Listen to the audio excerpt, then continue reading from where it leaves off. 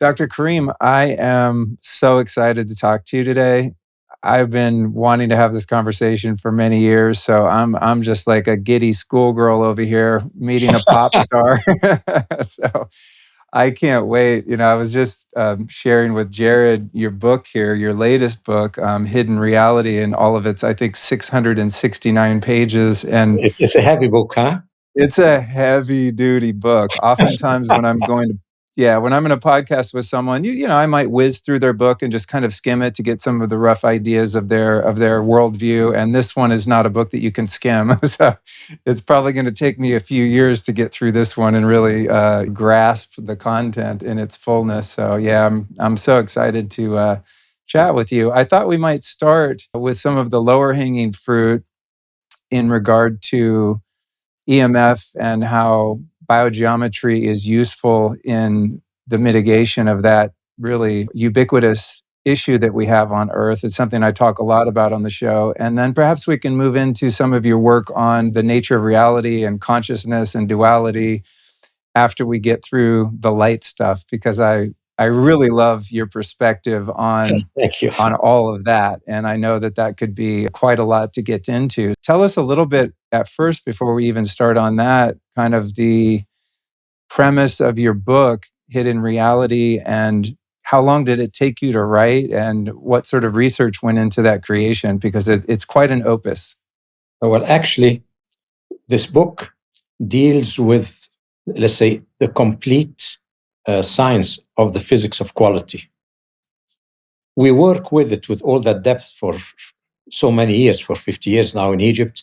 And I mainly teach those things in my postgraduate studies for people who are doing PhDs, master's degrees, and all that. So it has been confined to the students here in Egypt, while internationally, we had just the two simplified levels, foundation level 1 week, advanced level 1 week. The idea was not to start with something too difficult, a science that nobody knows. If you tell them biogeometry and you present them with so much knowledge as hidden reality, people will shy away from it to begin with. So we decided in the beginning to make a simple approach, a 1 week approach for a foundation level, and then another 1 week approach, just a more advanced level. And that was what's being taught till today by all our instructors worldwide. So there comes a time when I was asked, how do you feel by having all the knowledge in your head and not giving it out there where at least your instructors and the people can reach it? And one of the things my friend, Dr. Robert Gilbert, who was teaching one of our instructors, he asked me, he said, Ibrahim, you're over 80 years old now. So do you plan to take it all with you? I mean, you must leave the science for us. You just can't go away and take it with you. So I thought about that. I said, okay, we can't keep this knowledge proprietary. The best way to ensure the future of biogeometry is to put the whole science, the whole physics of quality out there so that people can use it as a reference. They can go back to it and they can feel it's a solid science. So I put it all in this book. It took me about 2 years, or a bit less than 2 years. The editing itself took some time. Writing it took 1.5 years because it was all there. We had it all in ours. So I put it all in there. And then I brought out Hidden Reality so that at least I'm sure that biogeometry has a sort of an anchor somewhere that people can go back to. If people don't understand this, at the time it was a strange science, they don't know. And what is a physics of quality? I'll come to that later, what is physics of quality is, but I thought I should have it out there. And that's what I did with this book. And I told everybody, they said, it might be too difficult for everybody. I said, look, you wanted it all out there. It's there. You can go through it bit by bit or read it so many times. And then what we're starting now, we're starting a website where people can come in and discuss the topics of hidden reality. And I'll answer all their questions and all that to lead them through many topics in the book, give them examples and things like that. And next year, we'll start with about 6 or 7 higher levels of courses where we will teach hidden reality in a practical way, because biogeometry is a practical science. We believe that science and knowledge are not things that you can learn. They are things that you experience. That's how it was in ancient Egyptian temples. You know, when Pythagoras, for example, he came to Egypt, he had a letter from the Pharaoh because the king was a friend of the Pharaoh. He had a letter from the Pharaoh for the temples where he could go and learn ancient Egyptian, the mysteries of the temples. And when he came to the temples, he said, I want to learn. And they told him, well, we have nothing to teach. So he says, why? I mean, I want to learn the secrets of the temple. I have a letter from the Pharaoh and so on. And they told him, there's nothing to be taught. There's only things to be experienced. So you will learn through experience, but nobody will teach you.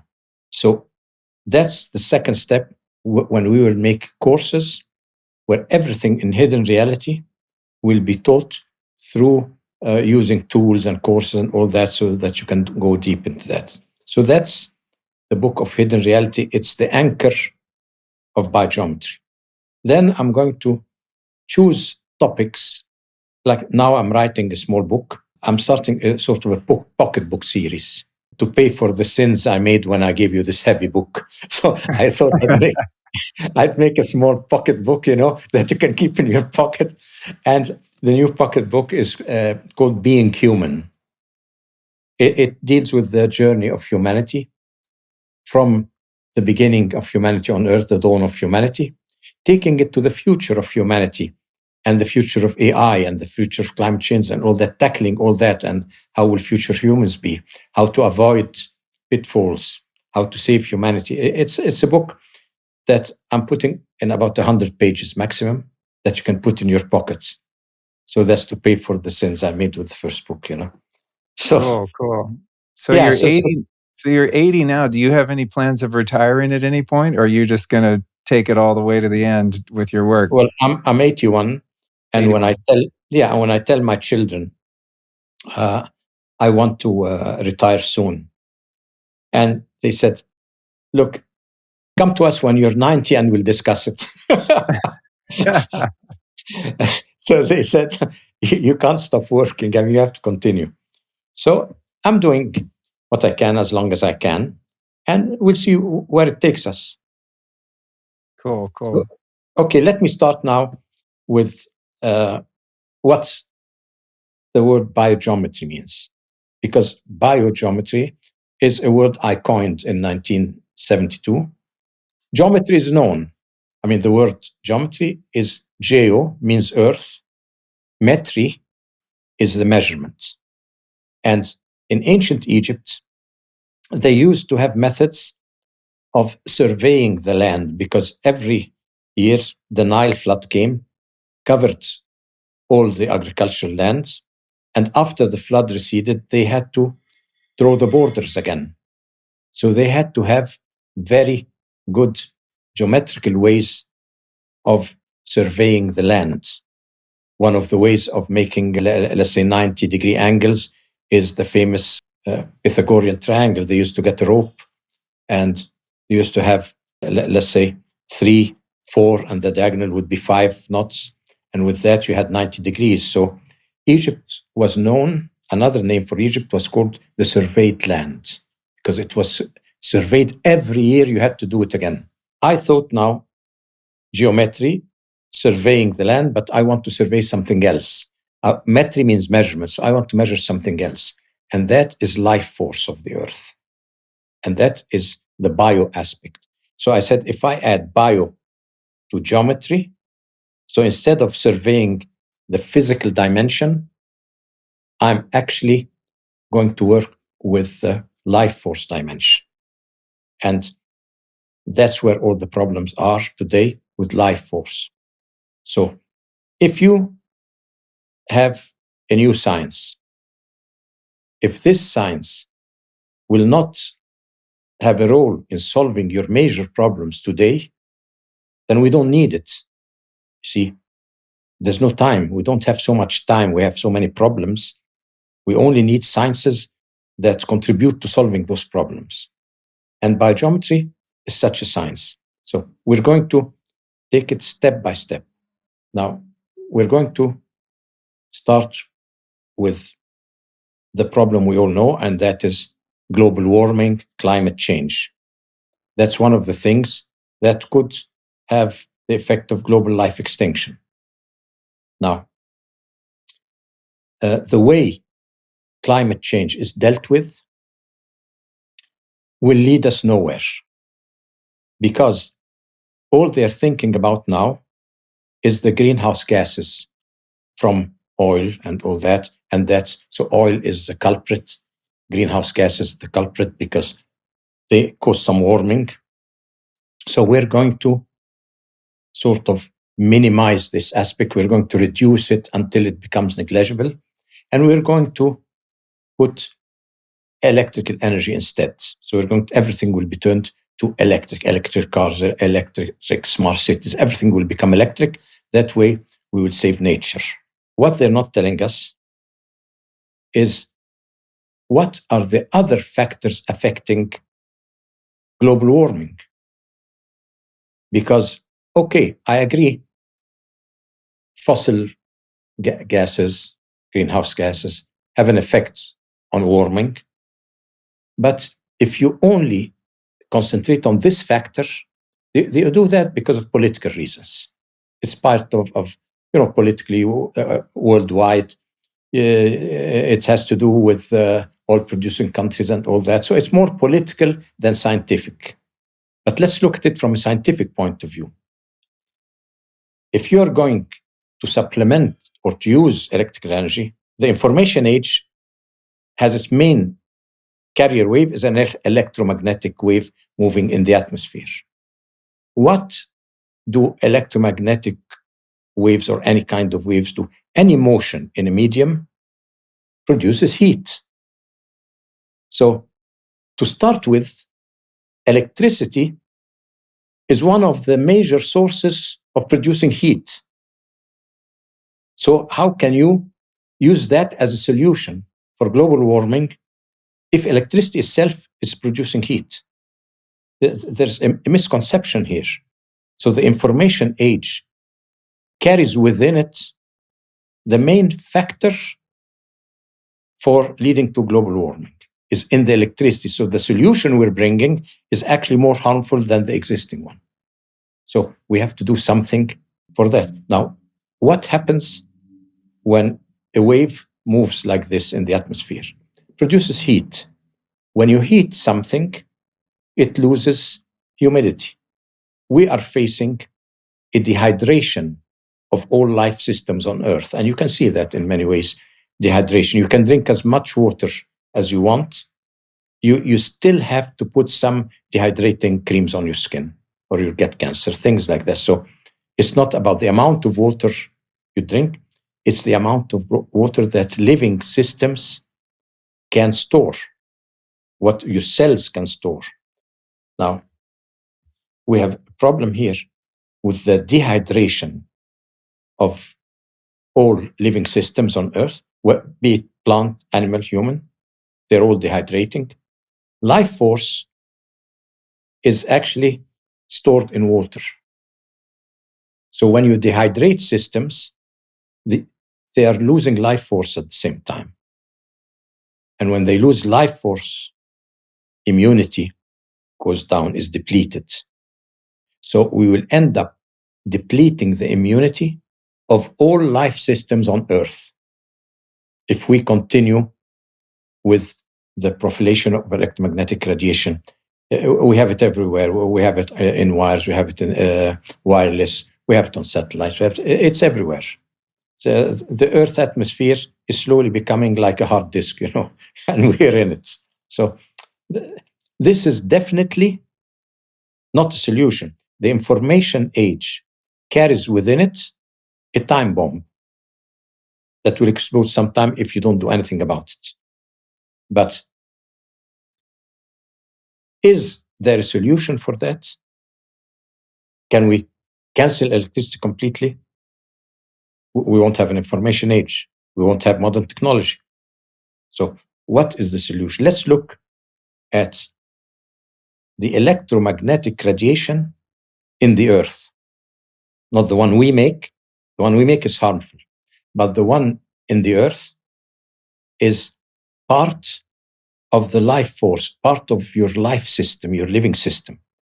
So you can't live without the electromagnetic energy of the earth.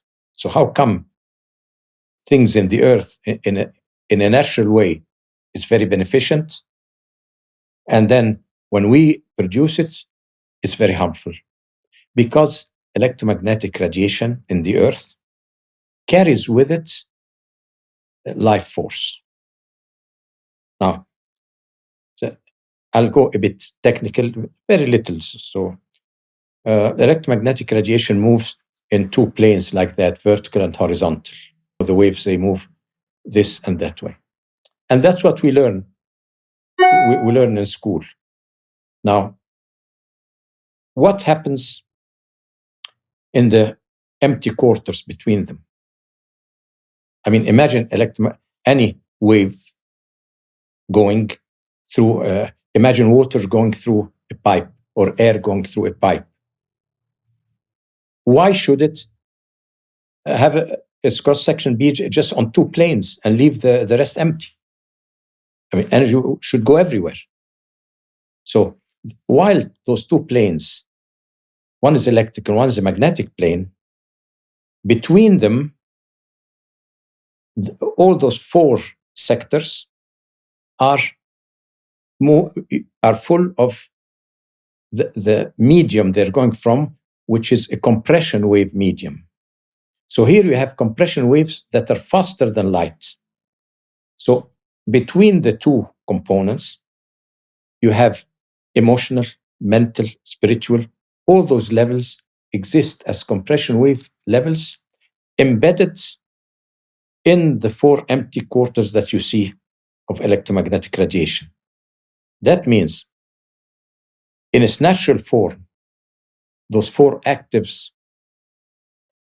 parts, the emotional, mental, and spiritual, are harmonized and energizing themselves. They give the electromagnetic radiation of the earth life force, because life force contains mental, emotional aspects and vitality aspects and all that. So this radiation, electromagnetic radiation of the earth, carries full life force components into our bodies.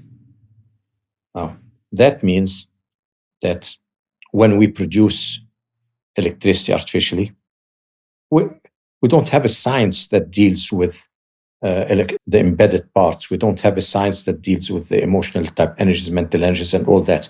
That's what the premise of the physics of quality. So what biogeometry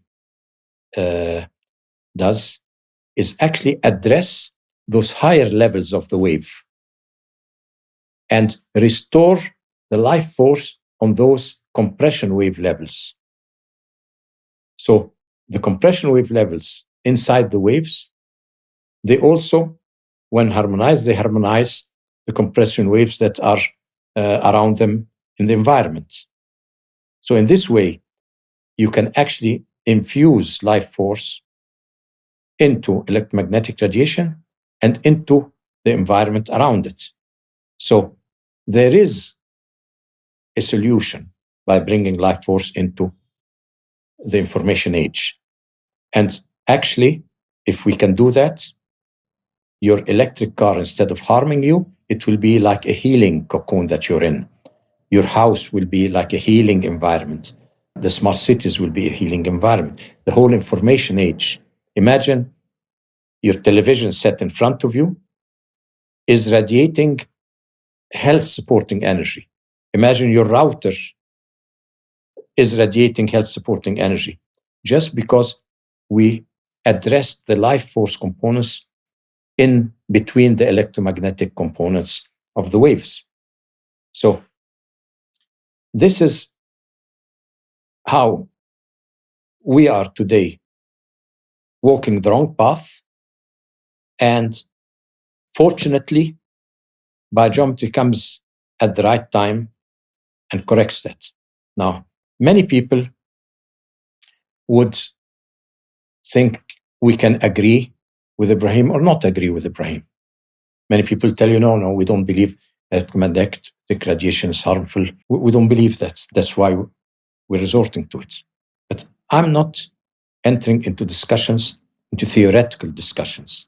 I mean, what I'm saying is based on solutions I've been doing for 50 years in areas, electrosmog areas. I've done whole regions in Switzerland. And the first project I did in Hamburg was called The Miracle of Hamburg, by the media, by everything, because 60% of health issues, symptoms were reduced.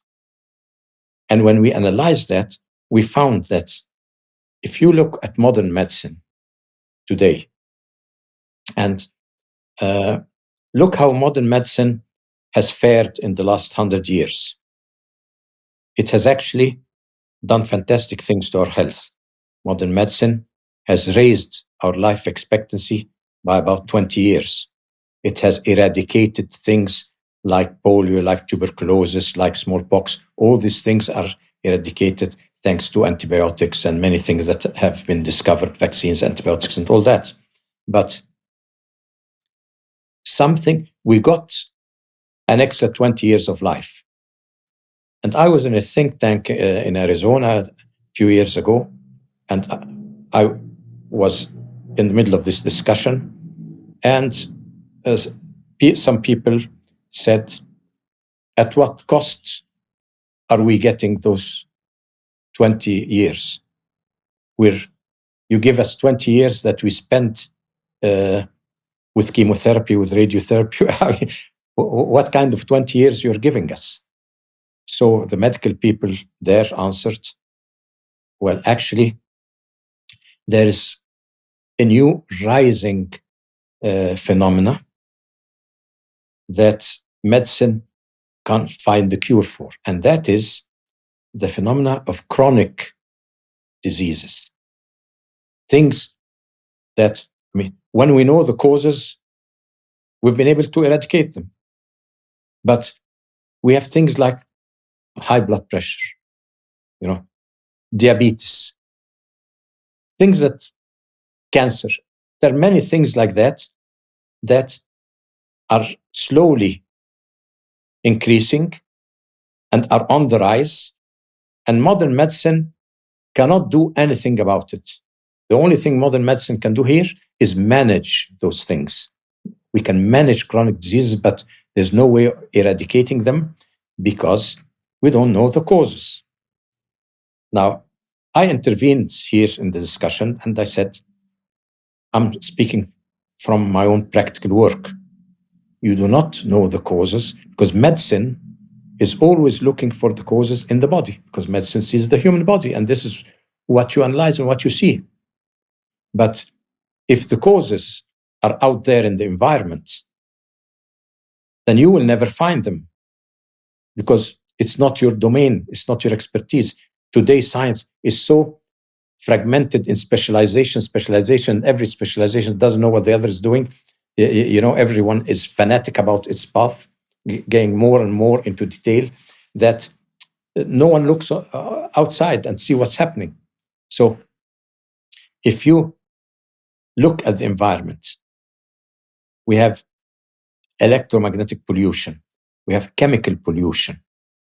All those things contribute to those chronic diseases.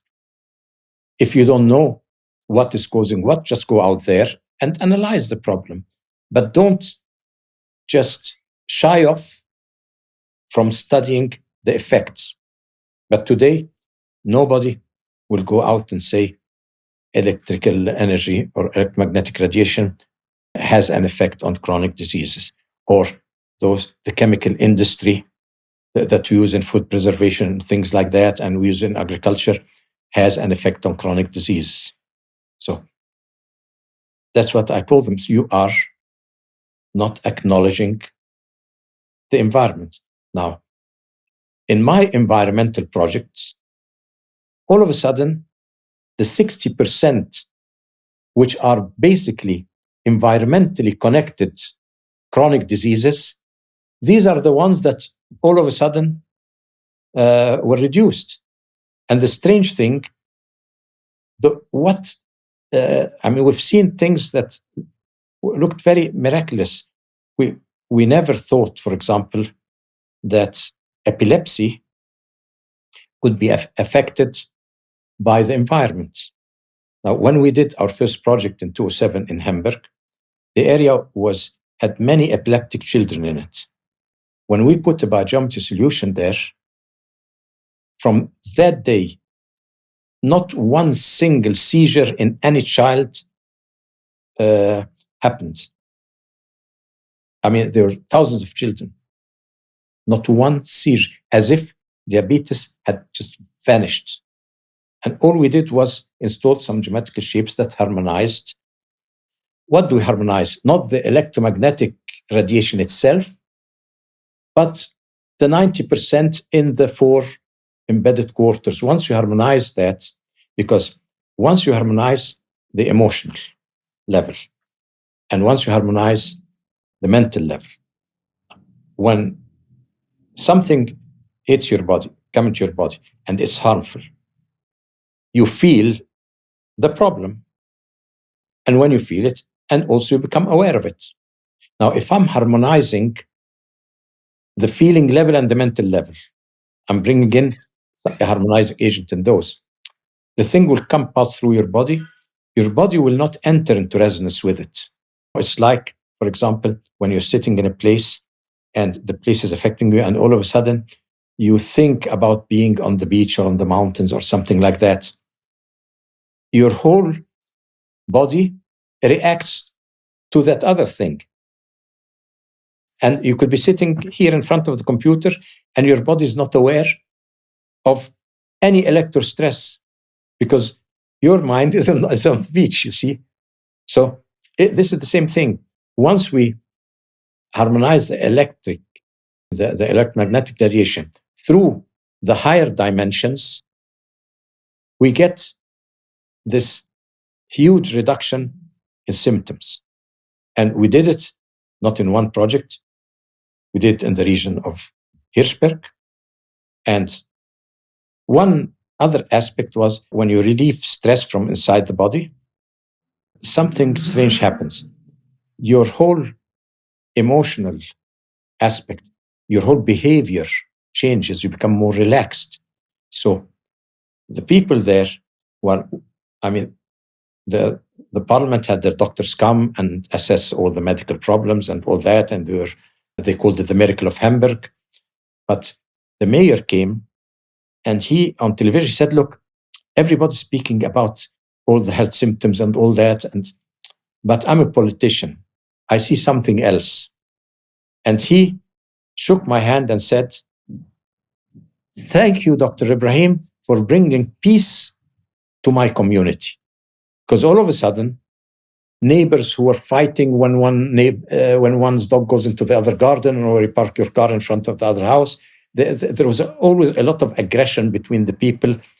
All of a sudden, as if it's another community. People were joking in the streets. I would go there, walk in the streets with them, and everybody was joking. And I would tell them funny Egyptian jokes that were funnier than the Swiss jokes, because we Egyptians are funny people, we like to joke a lot. And this atmosphere of peace, laughter, and all that, when the government committee came for the assessment, they couldn't believe that. What's happened to the people? They thought I did something, a magical thing, a spell.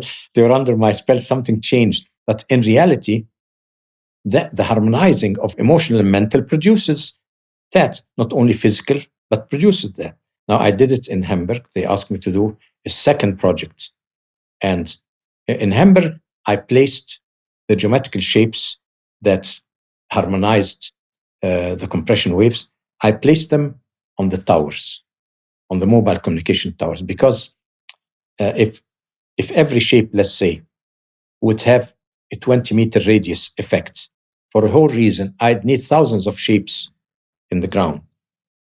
So I thought, I'm going to use just a few shapes, but I'll put them on some carrier wave. So I thought there was there a tower, mobile communication tower in the church. So I went up there with the engineers of Swisscom, because the project was commissioned by the government. They went with me and we pointed the geometrical shapes to the mobile communication antennas. So the energy quality was spread in the whole area into every house with very few shapes. So the mobile communication radiation was the carrier wave for this harmonizing agent instead of being a stressful agent. Then they came and told me, now we want a total Swiss solution. They wanted to do the whole country. But they said, can you find another carrier wave? Because when you use our towers as carrier waves, people might think that we are causing the harm and you're correcting it through the tower. So please, can you find another way away from our towers? So I said, okay, we went to Appenzell and I told them I'll make a pilot project and that will be the total Swiss solution for the rest of the country. I'm going to measure all the earth energy grids, the lines in the earth, and they cover the whole earth. So I'll come and place my geometrical shapes in tubes in the earth in the crossing points. So every time I put a shape, it will be carried in the earth very far away. So we did that, and we came in Hirschberg in a central area and in the garden of a house where things could be protected. We put 12 shapes in certain points like that in a certain pattern in the communication centers of communication lines of the earth. We put them there and we put tube, some water in it, and the shape, and put them in the ground. The effects covered a radius of 5 kilometers. So the 5 kilometers away, you had the mountains. It was a valley with a diameter of about 10 kilometers or 12 kilometers, something like that. The whole valley was harmonized through those 12 shapes in the center. And there we had some other problems there. One area had a huge emotional disturbance that people were always committing suicide in this area more than any other area. And I measured and I found the energy in the earth was disturbed. So I asked them, what's causing this huge disturbance in those three spots, three huge circles like that? They told me this is the place of 3 castles that were completely destroyed in a war when the people from neighboring St. Gallen came over, had war with them, and they completely massacred the people in the 3 castles. So it was a huge massacre. And since that day, something seems to be wrong with the psychology of the population. Any little problem, and they would just commit suicide and things like that. So I did the same thing. I pointed some of my shapes to the center of every one of those circles. And all of a sudden, the people who had lots of problems, couldn't sleep or something like that, all of a sudden, even this aspect cleared. So when I speak about what happens when you harmonize Earth radiation, when I propose that we can harmonize the global effects of the information age, I mean, if you do one place, you can do all. It's just knowing how. But the problem is you must believe that you need a solution. But if you are proposing today to put the electrical solution as the savior, when you know it is the main culprit, you will never believe that you need a solution. Yeah. We have a phrase here in the States. I don't know if you've heard it. It's called the fox guarding the hen house. Right? Yes, something You know, like that. it's that kind of situation, right? Yes, it's something like that where we have to put sense in the people. We have two things today that are worrying us: global warming and artificial intelligence. I'll get to that maybe a bit later in our talk. And we think one of them will end humanity, the human race on Earth. Of course, we have put aside the effect of nuclear wars. Although, in the present situation in the Earth, there doesn't seem to be any spot on the Earth where you wouldn't say it could trigger a nuclear war. But this is something that I cannot deal with BioGeometry. BioGeometry can't help you there. You have your limitations. No, the only thing that can help you there is your own ethics, but not BioGeometry. I want to go back to thank you for all of that. That was mind blowing. And I'm so glad you covered the work you did in Switzerland, because those stories just fascinate the hell out of me. Going back to the practical application of biogeometry for your individual home and living space. Some years ago, when I lived in Los Angeles in a really high EMF area, I learned of your work and your technology and ordered some, and followed the instructions and put up the different geometric shapes in my windows and on my water pipe and the electric meter and the routers and things like that. Then I moved to Texas and had a friend of mine who was on the podcast, Dr. Nathan Riley, who had been trained in biogeometry, and he came over and did a proper assessment of the home in which I live now. For those watching, you can see one of these cubes here as one of the examples. The rest of the devices are all stuck on windows and different places in the house, so I don't have them to show. But how does it work in terms of an individual's home space? And I love the way you frame that we're not, the goal here isn't to harmonize these harmful frequencies, but rather to harmonize our biology so that we are, if I understand you correctly, so that we create a living environment in which we are more resilient. And it's actually our biofield then that is able to transmute the harmful effects of the EMF versus making the EMF waves themselves safe. Am I understanding that right, basically? You see, we usually speak in terms of a duality, we and the environment. Instead of saying, I am living in the environment, the proper word would be, I am the environment. You see? Now, how can you be the environment? You have two perception modes in your brain.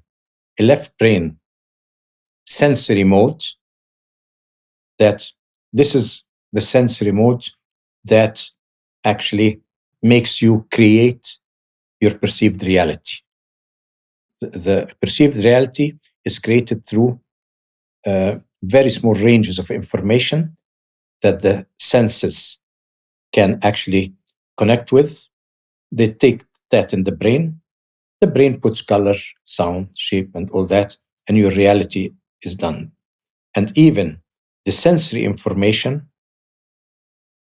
is in your database, is what ultimately is your personality, the you that you know.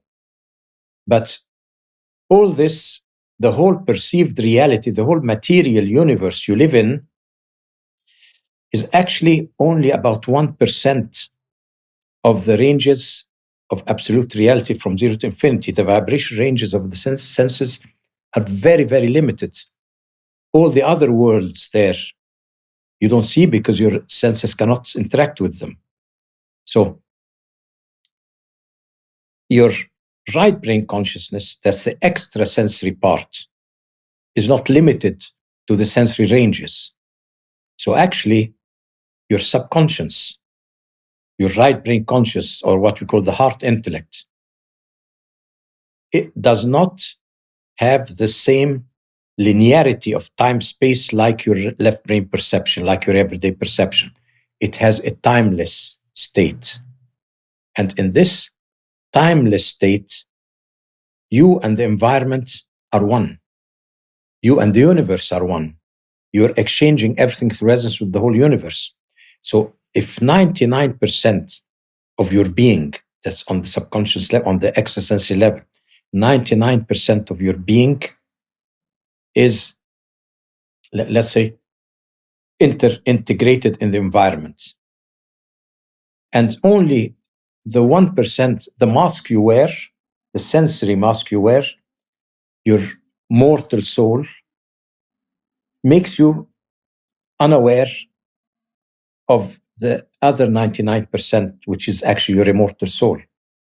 So in the 99%, you and the environment are totally integrated. It's only your left brain, in personifying things, it has to separate you from everything. Your senses tell you, I touch here, I am here, and you are there, the room is there. So it's separating me from everything. But that's only a perception state. The real thing is, I am one with the environment. So that's how the environment is affecting me, because I'm an integral part of it on the subconscious level. But at the same time, the environmental energy is where life forces mainly not in your perceived reality, it's more in the, let's say, in the environmental aspects. And I'll tell you why. If for you to become aware, to become Luke, to understand who you are, your senses must first work. All your sense organs must start functioning. When they function, then you are born, your reality is born. And when they function, your mortal soul is born. But that is a secondary state, because for your senses to function, the heart has to function first, your organs have to function first, all your biological organs have to function, and then send blood and life to your brains. So the biological functions are stage one. Your sensory personality is stage two. The biological functions are part of the subconscious domain. And thank God they're part of the subconscious domain, because if we were conscious of how they work, we would mess them up, you know. If you come one day and say, I'm going to actually not leave the functioning of my biological system to the subconscious, I want to consciously do it. And you write the big manual, and then you find just to move your hand this way, there are about 10 pages. First, move the blood that way, do this way, let your brain do that. By the time you read the 10 pages, all you want to do is just move your finger like this, and all of a sudden you have to read 10 pages. So you wouldn't be able to run your body for 30 seconds or 1 minute if you could interfere. But a timeless state has no problem of having the laws of nature run the subconscious. So the environment in your subconscious is where the primary life force is. And it sends that to the brain, and then your personality is created. And then Luke is created. Before that, you're not here. So that means that in the right brain perception, in the unconscious, lies the source of life force that animates your whole body. And this is important. So your environmental, let's say, conscience plays a lot in the amount of life force going in your body. Because the more you're aware of how you depend on the environment, the more you take care of that environment, that the more you harmonize the environment, that means the more life force will be in your body, because it's the same life force. You're an open energy system. So the environment out there and the environment in there are one. So they're together.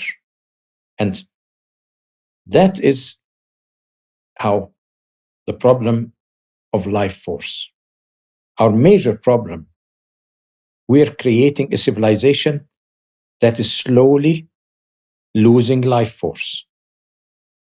And there'll come a time when you lose life force, extinction will come. So this is the state of things that we're in now. Okay, do you want to discuss any other subject? I'm with you. I mean, Yeah. So one thing I was curious about, I have many, many subjects. I'm probably going to wear you out here because I have so many questions. Going back to a practitioner of biogeometry, I don't know how many there are in the world right now. I'm assuming hundreds, if not thousands, of people that have been trained in this particular application. When my friend Nathan came over to the house, I obviously wanting to create the most harmonious living space I can for myself, my family, and friends, and so on. When he did the assessment of the house, he was using, I think I was going to say dowsing rods, but he was using pendulums. And he would yes. go around the house and test different areas to figure out where there were imbalances in the field. And then he would use that information to determine the locations of where he was going to put the biogeometry objects on the windows Yes. and so on. So I was curious how that either dowsing rods or a pendulum helps one determine where there's, kind of a break in that field, or where there's some sort of discord that needs to be addressed. Well, first of all, the phenomena of using pendulums has never been understood properly. The origin of dowsing is as a psychic activity. That's how it originates. You hold the pendulum in your hands and you start a dialogue with your own subconscious. So how can you speak with your subconscious? You can't. So you hold the pendulum and train yourself. Say, you make your body, you say, when I ask the subconscious something, is my name Ibrahim? I want you to turn right. And keep doing that until it turns right. Okay. Is my name Luke? No. Turn left if it's no. And you keep doing this simple exercise. It's like training your energy or training your subconscious to express itself through the movement of a pendulum. You can actually do this training accidentally if you relate things together. For example, if there's a certain twitch in part of your body, in your eye or in your hand, when a good thing happens, you have associated the good thing with this twitch. So all of a sudden, your body will use this twitch to tell you something good is happening, or the opposite, tell you something bad is happening. And you could actually point at the food that's good for you. And if this twitch happens, it's good for me. If nothing happens, it's not good for me. The pendulum is the same thing. Instead of a body twitch, you have a movement of the pendulum. So it's a training of letting your energy field control the rotation of the pendulum. Okay, that is the psychic way. We don't work that way at all. We use a pendulum with, how would you say, scales in order to assess the quality of information. So we call them qualitative scales. A qualitative scale is a scale that gives you an idea about what is happening in the energy. So, for example, your visual system in your brain uses a qualitative scale. When any external energy affects you through touch, smell, sight, sound, it will have, every nerve in your body is the same. So it will affect the nerve, either raise its energy, lower its energy, or keep it where it is. Now, when this happens, all you have is a nervous reaction. Now, it depends from which organ the nerve is coming. A nerve from the eyes is going to the back of the head here to the visual cortex. So the visual cortex uses a quality scale to assess, is the energy increasing or decreasing? So how does it do that? If it increases, it will give you the color red. Decreases will give you the color, let's say, violet. Doesn't change will give you the color green. So your brain has color scales that actually assess the incoming vibration, assesses effect on you. The effect is either increasing, decreasing. Now, sound, the notes, if it's increasing, you get the sound of a C note or a do, something like that. So the musical notes are another qualitative scale. Rough or smooth, you'd say, how can touch be a scale? I can give you a very nice exercise to do. Just put your finger like that, see, on the table in front of you, and move it like this. And have two things beside you. Let's say two different drinks or two different whatever, herbs or whatever. And now touch. One, let's say, is good for you, one is not good. You can put sugar, it's not good, and then you can put something else that you know is good. Now, every time you point at one, you will find that the stickiness of your fingers as you move them on the surface changes. Now, this is strange because the surface is a surface, it doesn't change. And your skin doesn't change, it's moving on the surface. But if the energy is not good for you, some stickiness will happen. The surface will be sticky. If something is good for you, all of a sudden, your hand will glide smoothly on the surface. So even the touch is a qualitative scale. So by analyzing all those things as scales, we construct instruments like pendulums and use those qualitative scales as a system on them. Now, the thing is, why?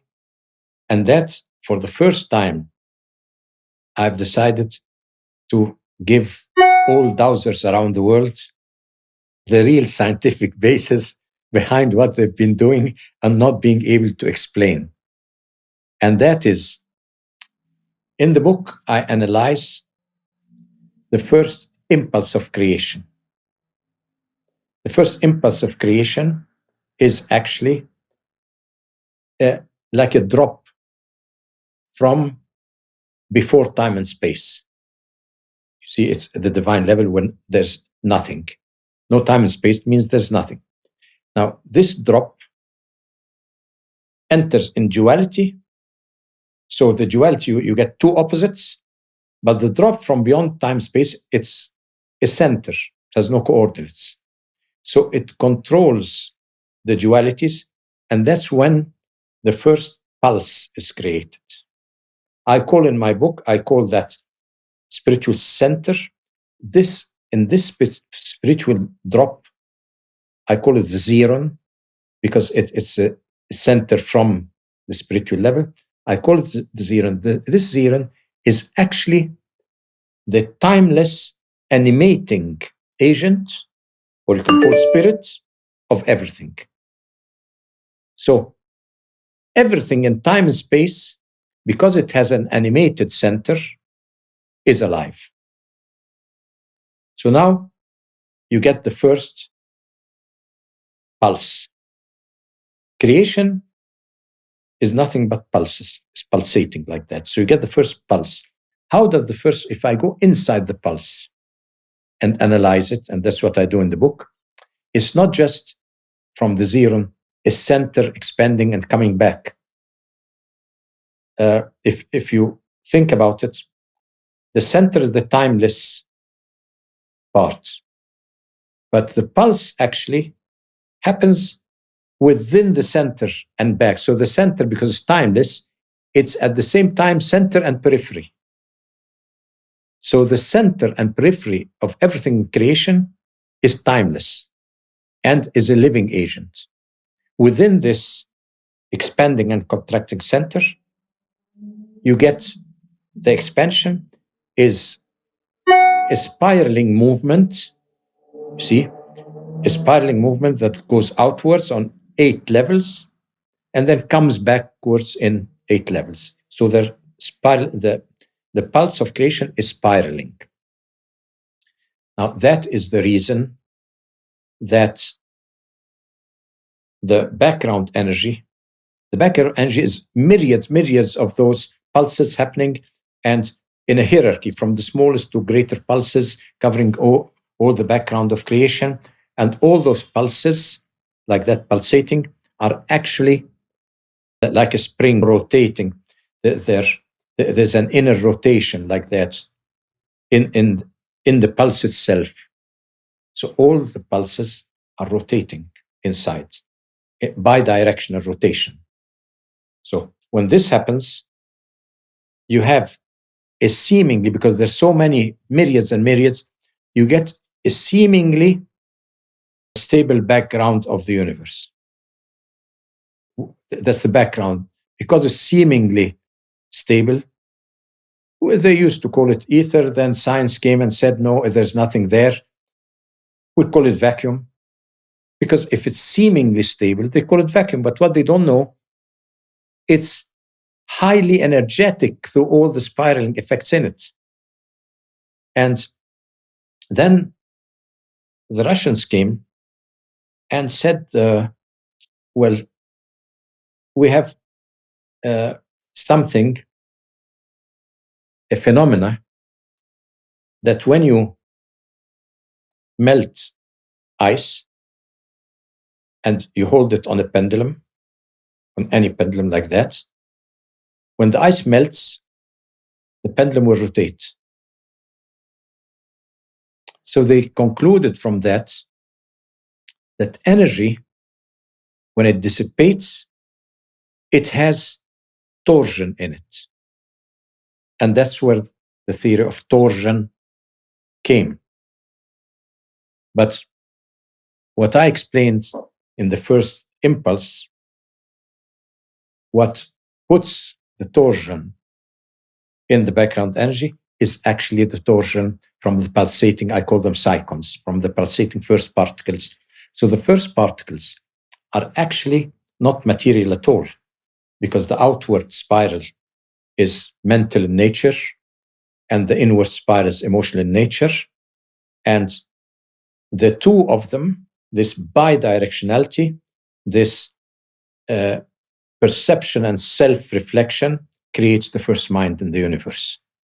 So here, the background energy is actually within the spiritual aspect, the zero, and everything in creation is imagined within this mind container. But the mind container, as we know, is a torsion, is a spiraling thing. So the subtle energy of the universe is highly, highly energetic, more than anything you can think of, spiraling in both directions very quickly and quick like that. So if you think, what is the force that drives most motion in the universe? It is the background energy. This is what makes all the planets rotate. You need energy to make planets rotate, whether on the axis or around the sun. You need energy to do that. They won't rotate from themselves. So the background energy of creation is a highly energetic medium in which the universal mind imagines everything in creation. And the first particle, that's the cycon, I call it cycon because it's a mental emotional activity. So the first particle of creation, before we go down all the way to our level, or to the electromagnetic level, to the speed of light. The speed of light and the Big Bang, this is a very, very late phenomena. Because when the subtle energy reaches down all the way down to the speed of light, some sparks happen in it. In this torsion field, some sparks happen. every spark is a Big Bang and is a universe. So in this model, it's just a spark coming up and finished. But when you're in it, it's a creation, and it's a whole universe that begins and ends. So now we know that subtle energy has torsion. Okay? Now, the body, when it feels something, this thing you feel has a quality. Like all the scales in you. It's a qualitative aspect. The qualitative aspect makes you see the feeling. So what happens now? If an energy hits your body, now your body will react. If this energy coming in is spiraling, so the reaction of your body coming out, let's say the quality it perceives coming out, must be spiraling. Because what's the same? It's your reaction to a spiraling force will be a spiraling force.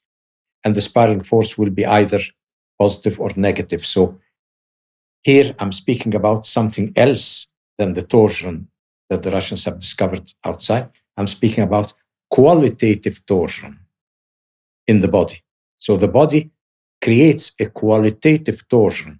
It creates a qualitative motion going out and in, out and in, and bidirectional. So when you hold it in your hand, a pendulum will reflect anything weight on a string.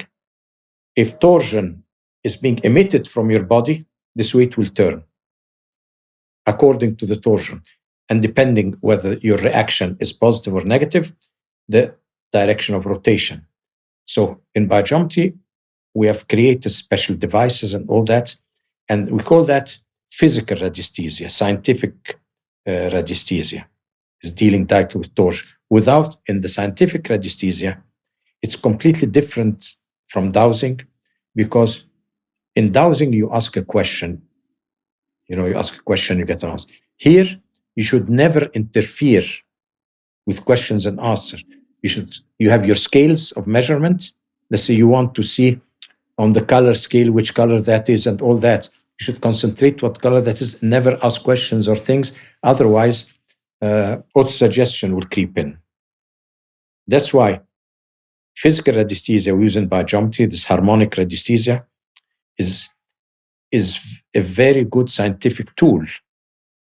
But normal psychic radiesthesia is very good because you can access lots of information and things by a dialogue with the subconscious. You can use it to change yourself, to do many things, but you cannot use it for scientific research because illusion and auto-suggestion will creep in. So that's the difference between the levels of dowsing. Now, once we have assessed, you spoke about we're having practitioners that can come in your home and do that. The difference between the practitioners and the home kit that we give you that has the cube in it, the practitioners have additional tools that are very effective.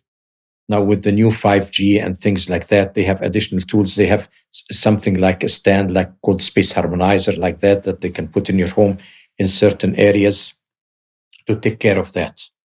Now, lately, we thought that everybody buying the home kit should have an additional mini space harmonizer with the cube. So you can actually put the cube and put this small shape, decorative shape, just beside it anywhere.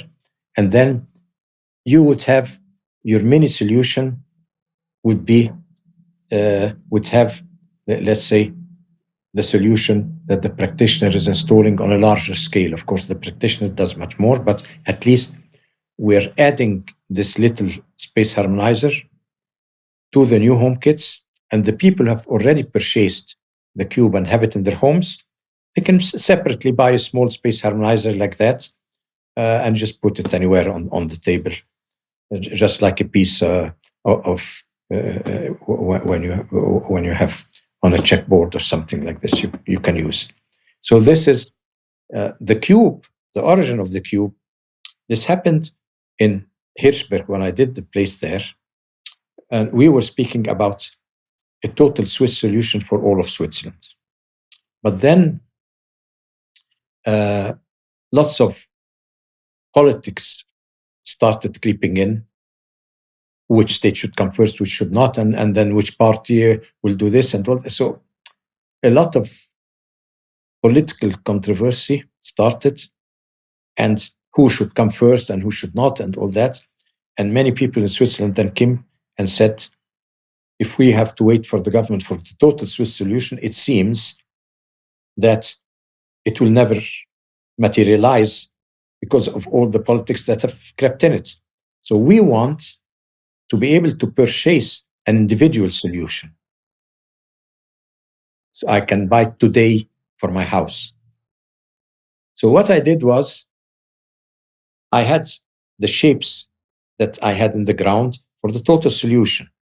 So I thought, okay, now if I started first getting a card like that, plexiglass card, and then those shapes, I would engrave them on the card. So I had mini shapes like that.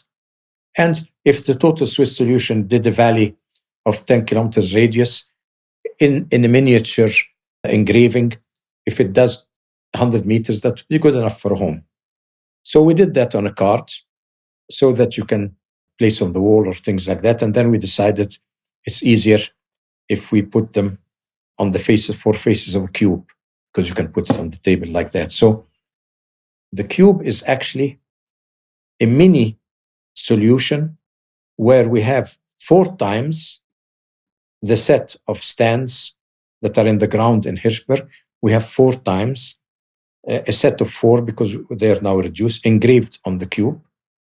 And this is what we use as the home kit. We also had other versions where we used laser to engrave those stands in 3D inside the cube. But 3D inside the cube was more difficult to clean, because it's the plexi that with dust and all that, electrostatic fields start forming around the cube and the efficiency goes down. So we thought, if the shapes are engraved on the surface, 4 surfaces of the cube, you can easily just with your hand clean them like this, much easier than if they were 3D inside. So but instead of 1 set 3D inside, we put 4 sets on the cube. So that's how, from the Swiss solution we did in Hamburg, came out the home kit. It all goes to this. Actually, I've been working before that for 15 years with many Middle Eastern governments but I was doing things that we couldn't give out to the public because the royalties didn't want to show how their palaces were being harmonized, or army camps. We did lots of army camps because in the army camps, when they do a camp in the desert or outside, there's a lot of electromagnetic activity underground where they fix their things. And the soldiers, sometimes they had those metal containers where they lived in. And then they started getting headaches and things like that. So they asked us to install shapes in the ground in all those camps so that the electromagnetic radiation didn't harm them. And we did it once and they were so happy. So we did it in many other camps. But things that are related, we did airplanes, we did ships, we did things like that. BioGeometry, when I say we do all that, BioGeometry is basically a harmonizing science. It cannot be used for harm. It can be used for protection, but it cannot be used for harm. So if, let's say, in your car, the electromagnetic activity will have stress on you, and then you could feel tired, or your concentration can lapse sometimes and all that. We have a car solution. When you put small strips in the car, then we put this harmonizing energy in the car. So you stay fresh, you stay awake because there's no inner stress. And this is how we have all those individual solutions for the home, for the car, and so on. That's amazing. Yeah, I actually have one of those stuck on the dash of my car. I've had it on there for a number of years. Yeah, I kind of forgot about it because it's just glued onto the dash. And I only remember when I go change for a new car and I go, oh, I got to get that out of there. We're working on one for electric cars because now the electric cars, you have so much more electromagnetic activity in the car and you're sitting on a stack of batteries. We have to find solutions here. So we are doing two types of solution. This thing that you stick in the car and will solve the problem, that we've modified that for electric cars. But we're also working with some car manufacturers to find designs of car parts that can affect electromagnetic radiation. So you don't have to put something on the car, but let's say you could design a steering wheel in a way that would protect you, or the wheels themselves, or anything in the car, or some trim, or something that could have biosignatures and all that. So we're working on new solutions that should be out soon. That's incredible. I want to let people know you can go to lukestorey.com/biogeometry and use the code Luke for 8% off if you guys want to check this out. As I said, I'm a believer and a big fan. So I want to make sure to throw that in so people know. Now, with this cube that I have here, when I originally bought it, it had a small gold clearing tray. And if I remember the instructions correctly, there were certain times after a period of time that I was to put the clear cube back on the clearing tray. And when I moved here to Texas, I lost it. So I looked and looked, and it's quite small. We'll send so you one, easy no to lose. problem. All We'll right. send you a Thank couple you of for that. trays. But there are two aspects that you should consider. First of all, because it's a plexiglass tube, well, anything actually, not just the cube, your clothes, your hair, and everything, through the dust in the air that moves, you get through friction, you get electrostatic fields. That's why from time to time you just want to stroke your hair like this, or you feel better if you wear a clean shirt because of the electrostatic fields. It's electricity, so it becomes uncomfortable. Or when you're wearing metal things, jewelry and things like that, you want to move them in your hand or take them out and put them back again. This is electrostatic charge. Now, you can take the cube. If you just wipe it with a wet thing, you'll take at least the electrostatic charge off. The tray we have for you, this will also harmonize emotional and mental impregnation of the cube. But the worst thing is the electrostatic charge. So this can be done without the tray or the little cart. Noted. Okay, that's good. I always wondered what the purpose of that thing was. Now, in terms of EMF, I have some pretty good clarity on how this application is used for that. You were talking about issues with the climate before, and something I just actually did an interview yesterday about this practice of atmospheric aerosol injection, where these planes are spraying metal particulate and other substances in a vain attempt, apparently, to cool the planet and block out the rays of the sun without being mindful of the deleterious effects of those compounds as it drops down onto the soil, water, animals, and of course, us humans. Do you think there's any possibility that if we are harmonizing our property, say we live in a home and we've applied the biogeometry devices on our windows and different places where we're instructed to go, do you think that other atmospheric interferences and harmful substances that could even be in the air would be the negative effect on them would also be improved? Well, we could. When you have a home and the garden around it, some space, we could look at the whole space and provide some input on solutions. And there are sometimes very simple solutions. I could tell you, for example, if I look and I could harmonize energy disturbances by changing the place or the direction of any linear object like a flower box or a bench or something. I could tell you, put it in that angle and put another angle. So I could create some geometry solution that doesn't look, it's just move a bench or move something or a pathway and things like that. So I can bring this. The whole idea of biogeometry is creating a vortex, a wormhole, a spiritual wormhole. This wormhole brings in life force into your plot. And the center, this is the spirit, through the spiritual harmonizing, life force comes through it. So all those solutions would create some rotation of shape to create this connection. Once we've created it, your house becomes like a sacred power spot, because sacred power spots usually have underground crossings of underground streams. And when they cross, they create a vortex that comes out, creates the power spot. Now, we will create a virtual power spot through biogeometry there. And what happens when we create that? The whatever comes down will be harmonized, whether it's some chemicals, whether it's whatever comes down, will be harmonized.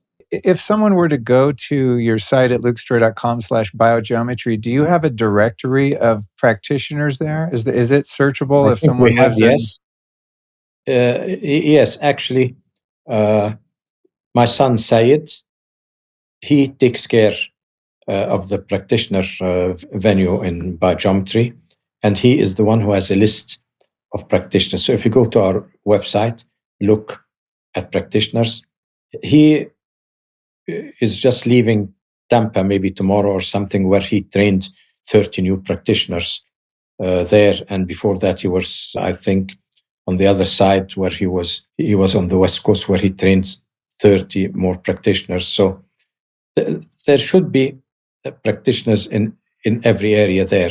So if you go to the website and look for it, all the new practitioners now will be put on the website there. So you'll have a list that's growing all the time, and then you can find the nearest practitioner in your area. Excellent. But Yeah, it sounds like this you can would be always, something. yeah, but you can always contact me, and Okay. I can give you. I'll ask you for things like send me a Google map of your house, send me some pictures and all that, and I can assess energy and tell you about corrections and all that. If you don't find the practitioner, the architectural solutions that I provide are not done by the practitioners. This is a different level. The practitioners, I can't from here do in your home what the practitioner does. He's going to install things. But what I can do from here is analyze the layout, analyze the shape of the house, tell you things to do, and some architectural solutions or some minimal landscape solutions and things like that. This is how I can help you from here out.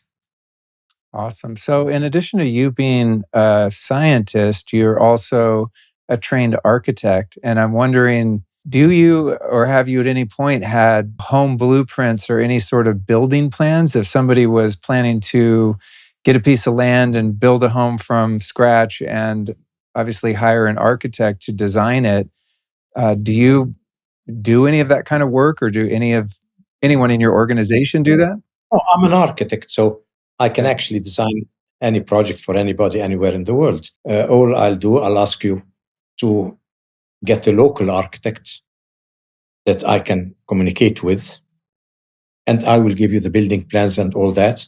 And he will translate them he puts the building codes and all the things of your area, and he will supervise the construction.